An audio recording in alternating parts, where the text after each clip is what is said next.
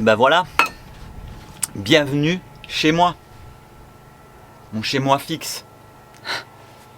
Construire un pied-à-terre avec du matériel, pour la plupart du temps, recyclage, changer de vie, vivre dans une communauté avec beaucoup de personnes et surtout, après 15 ans de vie nomade, se retrouver à plus bouger, ça m'a fait un peu too much, tu vois.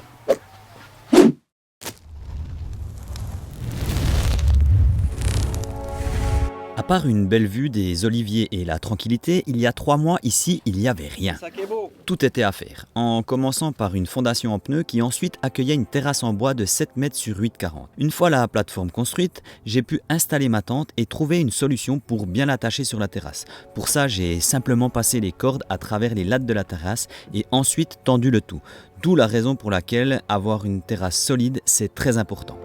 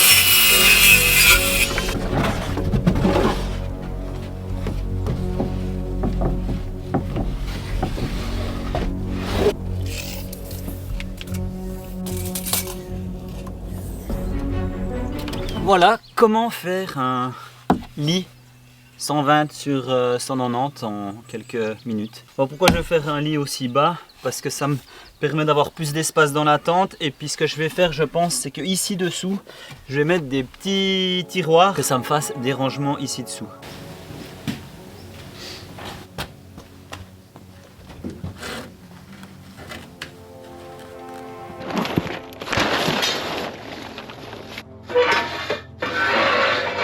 Ici, on fait principalement avec de la récup.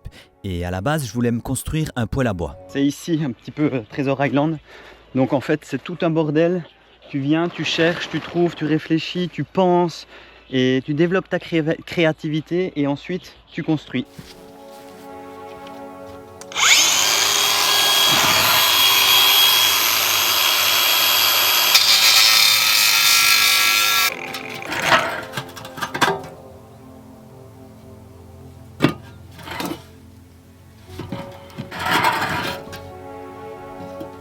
Aujourd'hui j'ai un peu avancé le poêle à bois, j'ai fini la porte, j'en ai un peu galéré pour la charnière mais finalement ça tient. Et puis ce que j'ai fait la poignée qui fait aussi office tourner des petits trous pour l'aération, pour que l'air elle passe.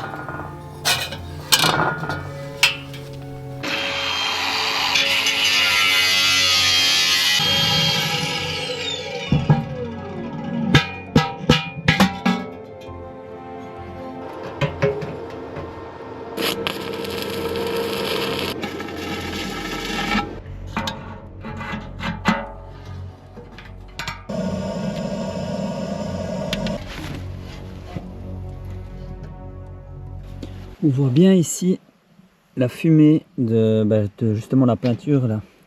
Du coup ça va tout la cramer puis ça va me permettre de pouvoir après l'enlever. J'ai une modification dessus à faire, c'est rajouter des trous ou faire un trou plus grand pour l'aération. Parce que ici en fait j'ai fait 3 petits trous et ça suffit pas parce que quand je ferme le feu il a tendance à s'éteindre.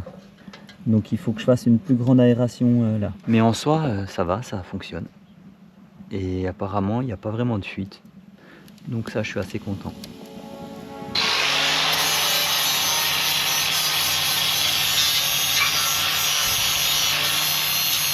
Ce poêle à bois que je suis en train de fabriquer avec un vieux réservoir d'air de compresseur m'a finalement servi à rien. car après réflexion, il me fallait quelque chose d'un peu plus petit et surtout un tube de cheminée adapté à ma tente que je n'ai malheureusement pas trouvé dans la déchetterie. C'est aussi ça quand tu fais de la récup, tu n'as pas toujours les bonnes choses sous la main. Et ici, il commençait de faire froid et il fallait vraiment que je trouve une solution pour me chauffer. J'ai donc pris la décision d'acheter un petit poêle à bois adapté à ma tente et garder ce poêle fait maison pour l'extérieur.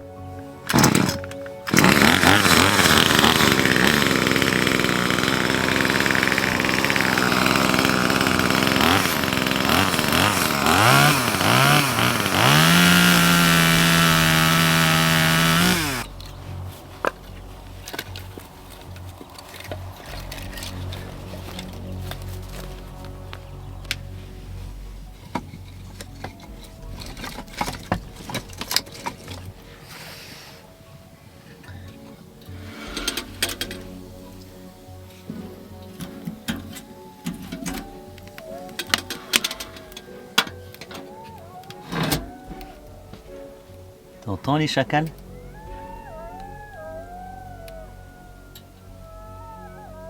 Ils sont tout près.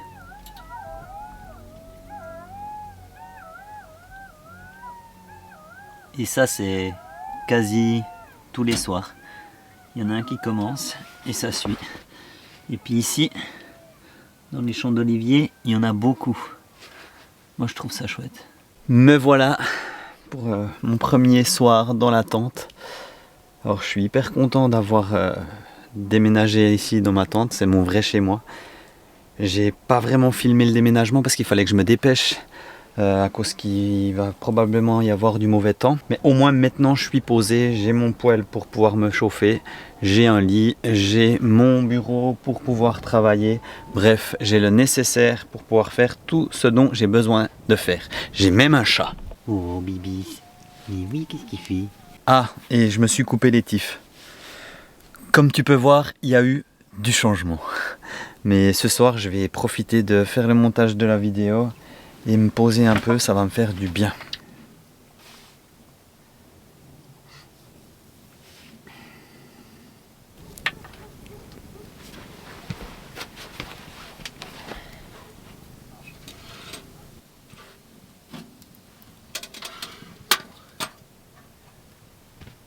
Alors c'est une photo ou une vidéo parce que ça pique, j'en ai marre de sourire.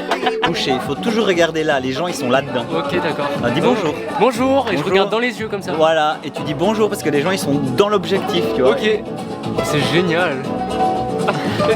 J'explique un peu comment ça fonctionne, tu vois.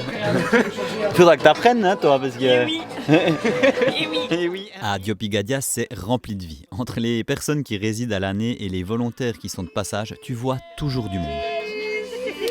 Et ça, c'était un sacré gros challenge pour moi qui suis plutôt du genre solitaire. Si j'ai choisi de créer mon pied-à-terre ici, c'est pour deux raisons. La première, et c'est la plus importante, c'est que ce lieu est pour moi un petit monde à part.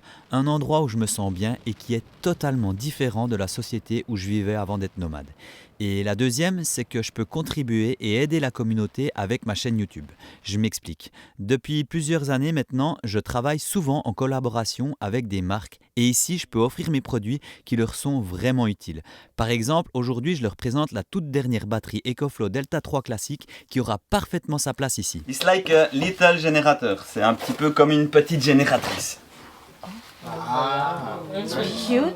EcoFlow ont sorti une station électrique portable de 1 kWh au meilleur rapport qualité-prix.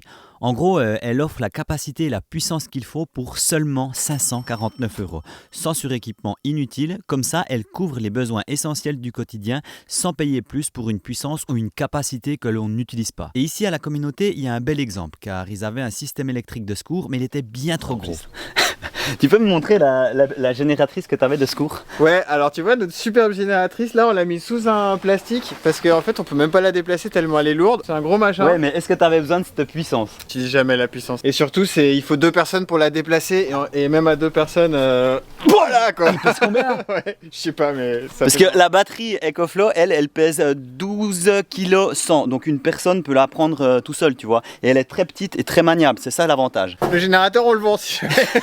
La batterie, on va la mettre à l'atelier afin de pouvoir aussi l'utiliser en énergie mobile pour des travaux extérieurs par exemple. Avec 1800 watts de puissance nominale et jusqu'à 3600 watts en crête, la Delta 3 classique peut alimenter un bon nombre d'outillages. Et grâce à la technologie X-Boost, elle peut aussi envoyer 2400 watts en toute fluidité, ce qui nous permet même d'utiliser le poste à souder. Ici, on a souvent des coupures d'électricité.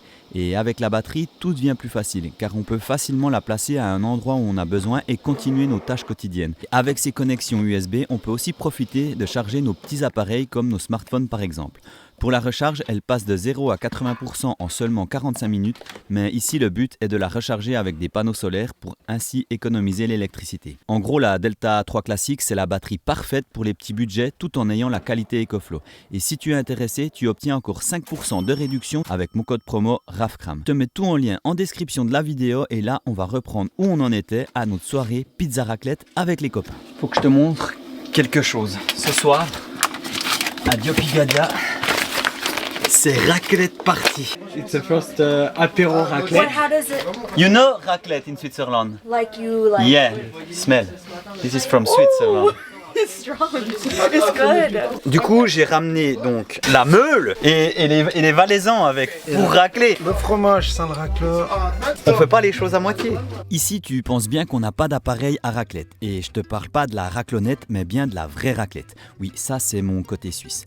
Donc on a décidé de la faire à l'ancienne. Un foyer avec des braises de préférence, un support pour pouvoir poser la demi-meule dessus et un racleur. Tiens ta meule.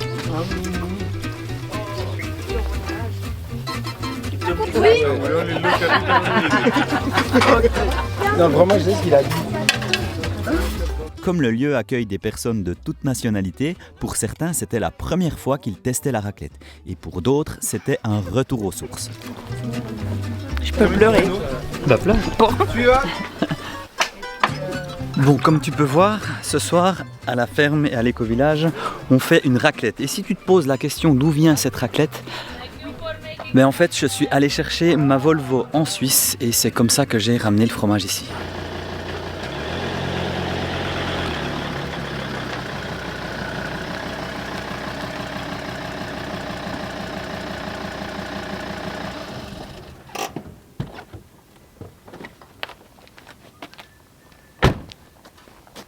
Faut que je vous explique quelque chose. La bagnole que tu vois là, c'est ma Volvo que j'ai en Suisse.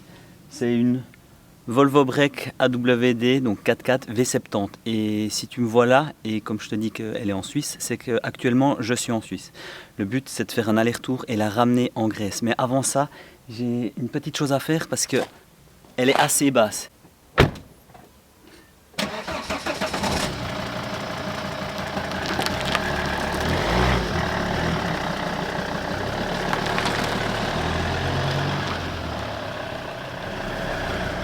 En fait, avant de quitter la Suisse, je suis allé voir mon pote mécano pour changer les pneus et surtout améliorer la garde au sol de ma Volvo, en lui installant des rehausses de 4 cm, ce qui va me faciliter les passages un peu craignos quand j'irai à des endroits où c'est pas prévu d'aller avec ce genre de voiture, qui à la base, je le rappelle, reste une citadine.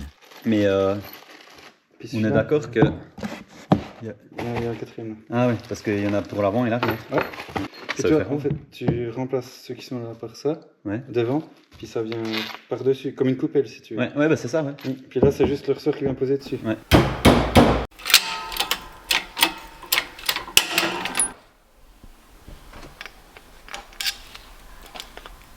Vraiment, Attends, je vais le mettre comme ça. Tu veux que je tire à fond? Ouais, Mais moi je suis léger, hein. Je ne sais pas si c'est moi, mais la mécanique, c'est un peu toujours pareil. Quand tu regardes les tutos sur Internet, tout paraît très simple. À croire que les types qui filment ont déjà tout préparé à l'avance. Desserré, dérouillé. C'est déjà hyper serré au départ. Puis là, vu qu'on serre encore plus, c'est la merde. Voilà, on va pas chier une pendule. Hein. Bref. Après un petit temps de réflexion et comme tout bon mécano qui se respecte avec quelques jurons, on a réussi à insérer les coupelles sur les ressorts. L'avantage ici, c'est que tu ajoutes simplement une rehausse et tu n'es pas obligé de tout changer tes suspensions qui te coûteraient un bras. Et pour les pneus, j'ai simplement switché les jantes tôle contre les alus que j'avais, car je trouve que le style et le look est meilleur sur la voiture. Je sais pas, t'en penses quoi ?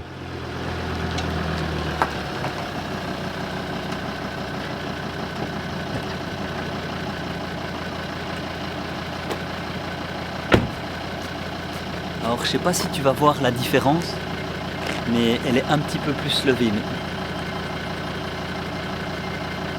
Du coup, je pourrais un peu plus faire le port.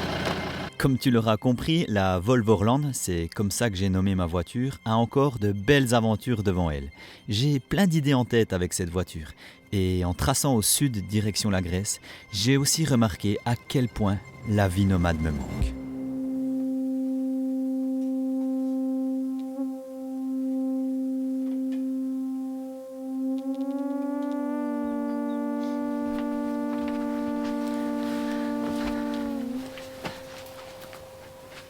Je pense que ça peut être... Non, c'est pas ça peut être. C'est bien que je fasse un petit bilan sur maintenant ces 4 mois ici de sédentarisation, on va dire ça comme ça. Histoire que vous compreniez un peu la suite sur la chaîne. Et puis aussi pour moi que je puisse m'exprimer de manière à vous donner mon ressenti après 15 années de vie nomade. Le fait de se poser et pas que de se poser, parce que je me suis quand même intégré dans une communauté, dans un éco-village. J'ai totalement changé mon rythme de vie, de travail, de tout. Et c'est justement pour ça que je vais placer ces quelques mots ici. Alors déjà, de 1, parce que j'ai vu énormément de commentaires sur la chaîne sur le fait que des gens étaient déçus parce que j'arrêtais de voyager, parce que j'arrêtais d'être nomade. Alors je tiens encore une fois à le dire et à le préciser ici. Alors oui, c'est une sédentarisation, ça veut dire que je me fais un endroit fixe, mais c'est un pied-à-terre. Donc c'était vraiment pour moi un endroit que j'ai dans le monde, que quand je veux faire une pause de ma vie nomade, et bien maintenant je peux. Je vous donne un exemple tout bête, mais les gens qui vivent à l'année dans des véhicules, je parle de petits véhicules, pas de gros camions, vraiment qui vivent comme je vivais avant, dans mon 4x4 ou quand tu as un sac à dos, dans un petit espace. Quand tu as un problème, comme là j'ai eu avec mon bateau par exemple, qui reste aussi très petit, tu as un peu nulle part où aller, tu vois. Et ça c'est très très compliqué. Au niveau des affaires aussi, si tu as du matériel, tu sais pas vraiment où le mettre. Et là, actuellement, en créant cet endroit ici, typiquement là j'ai ce problème avec mon bateau, mais je me dis, j'ai le temps de réfléchir, de voir qu'est-ce que je veux faire, parce que je peux attendre ici. Et ça change vraiment la chose, tu vois. Combien de fois vous m'avez vu embêter par exemple avec mon 4x4 et dormir dans des garages? J'ai dormi beaucoup de fois dans des garages sur des lifts et franchement j'ai plus très envie de ça. Donc j'avais envie de changer ça et je l'ai changé en ayant cet emplacement ici. Au sujet de la tente et de la construction, alors c'est clair que les débuts de vidéos de cette année n'ont pas été très incroyables pour certains. Je dis pour certains parce que je sais qu'il y en a qui étaient très intéressés de voir comment faire des fondations sans béton ou une terrasse. Mais c'est clair que ma chaîne, à la base, elle est plutôt basée sur le voyage. Voir des vidéos de fondation, c'est pas très intéressant. Mais en même temps, c'est vraiment ce que j'ai vécu ces derniers mois. Ça se construit pas en un claquement de doigts une fondation. Comme sur ma chaîne, je suis authentique, je ne mens pas, je mets vraiment ce que je vis, enfin une partie de ce que je vis.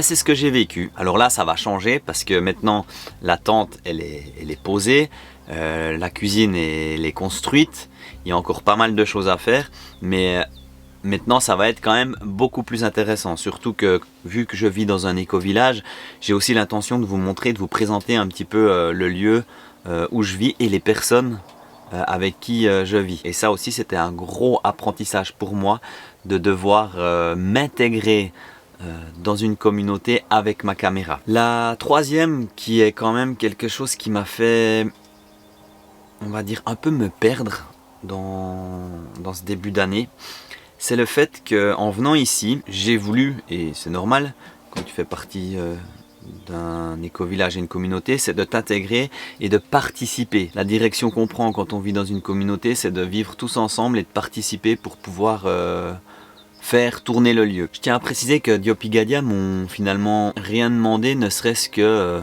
simplement ce que je construis ici, je le laisse ici. Quand je suis pas là, quand je bouge, quand je continue de voyager, bah, ils peuvent utiliser mon emplacement pour des personnes qui résident à long terme ici. Mais moi, je me suis mis la pression tout seul, comme un grand, en voulant faire de la vidéo, en voulant faire les réseaux sociaux, en voulant faire aussi des photos, des posts sur d'autres plateformes qu'ils ont ici. Et c'était beaucoup trop pour moi. C'est là que, quand je dis je me suis perdu, c'est ou je me suis pas écouté, c'est que souvent on considère pas le travail de YouTube, de faire des vidéos, comme un vrai travail. Et c'est là que j'ai remarqué que finalement, c'est mon travail à 100%. De faire des vidéos pour ma chaîne YouTube, c'est mon travail à 100%. Je peux pas faire d'autres choses à côté.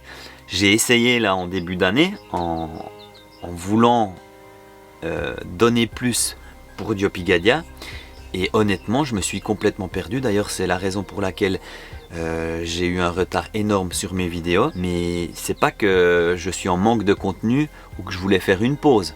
Comme par exemple sur mon bateau, il y a des fois je faisais des espaces entre mes vidéos, mais c'était voulu, volontaire, parce que je faisais des pauses, parce que j'avais envie de prendre du temps pour moi. Ici c'était pas le cas. J'ai sorti très peu de vidéos sur ma chaîne, pas été aussi très présent sur d'autres réseaux sociaux comme par exemple Instagram, parce que je courais dans tous les sens et c'est là que je me suis perdu, en voulant trop donner, que finalement on m'a rien demandé, tu vois. Mais ça m'a appris et ça m'a fait comprendre ce que je peux apporter ici, c'est de faire tourner ma chaîne, c'est de partager ce que je sais mieux le faire depuis maintenant plusieurs années sur ma chaîne, mon mode de vie, ce que je vis, parce que finalement je pense que c'est pour ça que les gens me suivent, et tout en combinant les partenaires que j'ai, comme par exemple tu as vu dans la vidéo ici, j'offre une batterie à Diopigadia qui pour moi n'est pas nécessaire, j'en ai pas l'utilité, mais ici ils en ont l'utilité. On est quand même beaucoup à vivre un peu sur ce lieu, et je vois que clairement il y a un gros travail à faire au niveau du système électrique, car ils sont encore sur le réseau donc du village, et moi je peux améliorer ça avec ma chaîne parce que j'ai la possibilité d'avoir des contacts avec des entreprises qui peuvent fournir des produits en échange de mes vidéos. Et c'est là où je veux en venir, c'est que je peux tourner mes partenariats différemment pour pouvoir offrir une amélioration à ce niveau-là pour Diopigadia. Mais durant ces 4 mois, ça m'a montré aussi que je suis pas fait pour être sédentaire. Quand je dis ça, c'est pas que je me sens pas bien ici, loin de là. Non, ça m'a montré que je peux me poser, j'ai besoin de voir du monde. Je suis quelqu'un de social, je suis pas un ermite, je suis pas un asocial et un sauvage. Parce que je me suis quand même bien intégré à la communauté, mais j'ai besoin de ça, j'ai besoin de l'être humain, que je me suis beaucoup éloigné ces dernières années, surtout avec le bateau, mais je peux pas, c'est pas que je ne veux pas, et c'est pas que je dois me remettre en question, non, je ne peux pas rester à un endroit fixe. En tout cas pour ce moment de ma vie, je dois bouger. C'est une nécessité. Quand j'ai repris ma Volvo et que je suis arrivé ici, les premiers jours ici, je dormais dans ma Volvo. Je faisais la vaisselle dans ma Volvo. Je me douchais dans ma Volvo. Je vivais dans ma Volvo jusqu'au moment où je me suis dit Raph, t'as construit une tente, une cuisine, un pied-à-terre et t'es dans ta Volvo. Et là, ça m'a remis en question en me disant pourquoi ? Pourquoi tu restes dans ta Volvo ? Et c'est là que j'étais là, ouais mais Raph, en fait, ce que tu as envie maintenant, c'est de bouger, c'est de te déplacer, c'est d'aller découvrir le monde. Et c'est peut-être le moment de comprendre que tu as créé ton pied-à-terre, tu vas finir ton pied-à-terre, et après tu vas repartir. Ouais, c'est beau parce que j'ai essayé, j'ai tenté la chose, et ça m'a fait comprendre que je suis nomade, et pas pour faire le buzz, pour faire le fun et puis pouvoir me prouver quelque chose. Non, simplement j'ai ça en moi parce que en voulant me sédentariser, j'ai commencé aussi de partir dans un mood vraiment bas parce que simplement je partais pas dans la bonne direction de ma vie, tu vois.